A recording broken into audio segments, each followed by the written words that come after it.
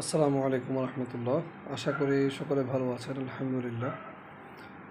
আজকে গাজার উদ্দেশ্যে যাওয়া যে সমস্ত জাহাজগুলো আমরা দেখতে পাচ্ছি, প্রায় ৪৫টি জাহাজ আহ, এক তথ্য মতে, আর একটি তথ্য মতে হচ্ছে ৪৪টি জাহাজ।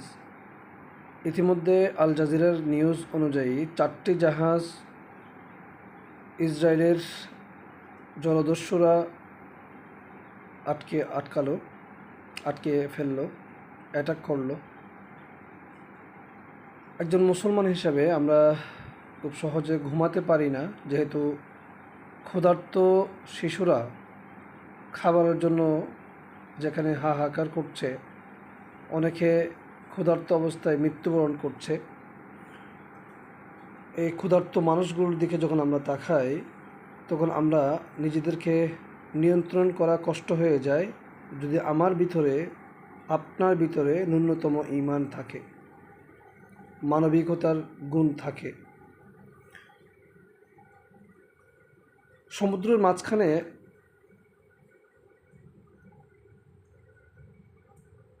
আল্লাহ তাআলা যদি অনুমতি দেন, তাহলে ইসরায়েলি যে সমস্ত জলদস্যুরা এই যে নৌবহরকে আটকাচ্ছে, অ্যাটাক করছে,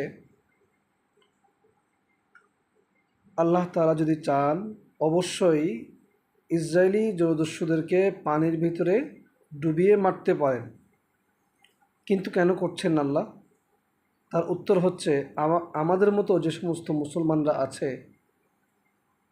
যে সমস্ত মুসলমান মুনাফেক, যে সমস্ত মুসলমান ইহুদি এবং খ্রিস্টানদের সাথে হাত মিলিয়ে আজকে গাজার অবস্থায়, এমন পরিস্থিতিতে সামান্য কিছু খাবার গাজায় পৌঁছবে,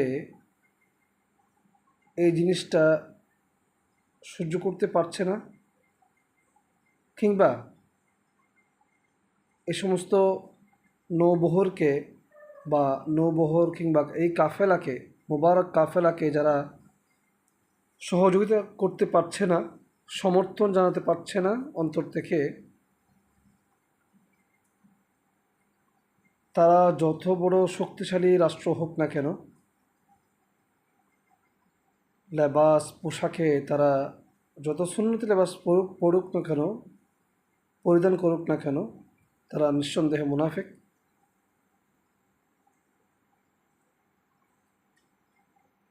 তাদের ভিতর যদি ন্যূনতম আল্লাহ তাআলার ভয় থাকতো, আল্লাহ তাআলা তাদেরকে যেই সামর্থ্য, যে সুযোগ দিয়েছে, সেটাকে যদি তারা কাজে লাগাতো, তাহলে আজকে গাজার যে পরিস্থিতি এখন হয়েছে, গাজার সেই পরিস্থিতি কখনো হতো না। মূলত আল্লাহ তাআলা ইসরায়েলের এই সমস্ত জলদস্যুদেরকে ডুবিয়ে মারছেন না, তার অন্যতম কারণ হচ্ছে আল্লাহ পাক আমাদেরকে পরীক্ষা করছেন। আমরা মুসলিম রাষ্ট্র যেগুলো আছি, অন্তত তারা এই মাজলুম গাজাবাসীর পাশে আমরা দাঁড়াই কিনা, কিংবা তাদেরকে যারা সহযোগিতা করছে তাদের পাশে আমরা আছি কিনা, তাদের সাপোর্টে আমরা আছি কিনা, আল্লাহ তাআলা মূলত এই পরীক্ষাটা করছেন। আমার ভাবতে বড় অবাক লাগে, মুসলিম রাষ্ট্রগুলো কি আরামের জিন্দেগি করছে, কিন্তু তারা গাজার মা বোনদের কথা ভাবে না। আমার অবাক লাগে তাদের ঘুম কীভাবে আসে, আমার অবাক লাগে তারা কিভাবে রাত্রি যাপন করে। আজকে যদি সাহাবে একরামের যুগের মতো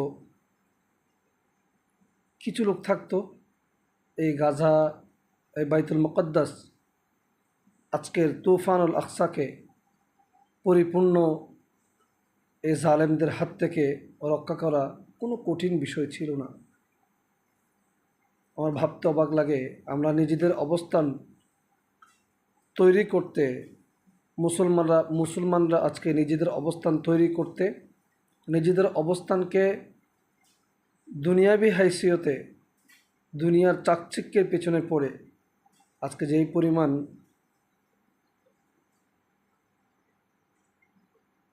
আত্মভোলা হয়ে গেছে, আমার অবাক লাগে তাদেরকে নিয়ে। আসুন আমরা সকলে গাজার পক্ষে কাজ করি, গাজার মা বোনদের জন্য, মাজলুম ক্ষুধার্ত এই অসহায়দের জন্য আমরা কাজ করি। সকলকে ধন্যবাদ জানিয়ে এখানে শেষ করছি। আসসালামু আলাইকুম রহমতুল্লাহ।